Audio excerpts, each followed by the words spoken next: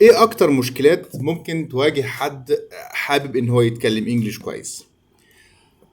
هنناقش في كل فيديو مشكلة من المشكلات المهمة جدا اللي بتخلي التواصل من خلال اللغة الإنجليزية بيبقى صعب شوية. نشوف المشاكل دي ايه. أول حاجة إن لما باجي أتكلم مع الجيست أو مع حد بيتكلم انجليش، لما باجي اتكلم معاهم ممكن يكون هو بيتكلم بلكنه، بيتكلم بالاكسنت بتاعته. يعني انا بتكلم بانجلش وهو بيتكلم بانجلش من نوع تاني. طبعا دي من المشكلات اللي بتبقى كبيره جدا وبتبقى كتير.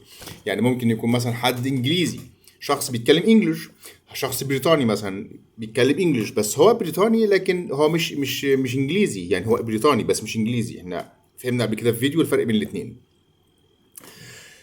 ممكن يكون بيتكلم ايرلندي، ممكن يكون بيتكلم اسكتلندي. هو الاسكتلندي مش لغة غير الانجليش طبعا، لا، هو انجليش. الاسكتلندي لغة انجليش لكن هو بيتكلم باكسنت. فممكن تكون المشكلة ان هو بيتكلم باكسنت تانية غير اللي انا متعود عليها، فيكون بيتكلم انجليش ستاندر لكن هو بيتكلم باللكنة بتاعته. فدي ممكن تكون حاجة نحلها ازاي. ممكن نشوف مع بعض احنا ممكن نعمل ايه في فيديو خاص بالموضوع ده.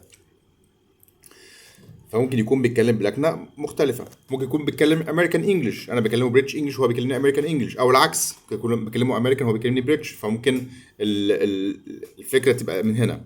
ممكن بقى حاجه تانية خالص، موضوع تاني خالص، او صعوبه تانية او مشكله تانية، ان ممكن يكون لما حد بيتكلم انجلش ممكن يكون بيكون الجمله انجلش بس بطريقه اللغه بتاعته بالعربي. الموضوع ده مهم جدا واحنا عايزين نعمل ليه اكتر من فيديو عشان نشوف احنا ممكن نعمل ايه في الحكايه دي. يعني هو بيتكلم انجلش بس هو بيكون الجمله او بيفكر في الجمله بالعربي. يعني اقرب لفكره الترجمه الحرفي. يعني في حاجات لو قلتها بالانجلش زي ما هي بتقال بالعربي بالظبط الانجليزي مش هيفهمني. فطبعا دي اقرب لفكره الترجمه الحرفيه. فبتكون المشكله حاجه من الاثنين، يا اما انا بتكلم باكسنت غير اللي هو بيتكلم بيها، دي حاجه ونشوف التعامل معاها ازاي في فيديو خاص بيها. او ان لما اكون مثلا بتكلم مع انجلش، انا بتكلم انجلش بكون الجمله انجلش فعلا، بس انا بكون الجمله او بفكر في الجمله او بعمل الجمله بطريقه العربي. ففي الحاله دي طبعا هو مش هيفهم.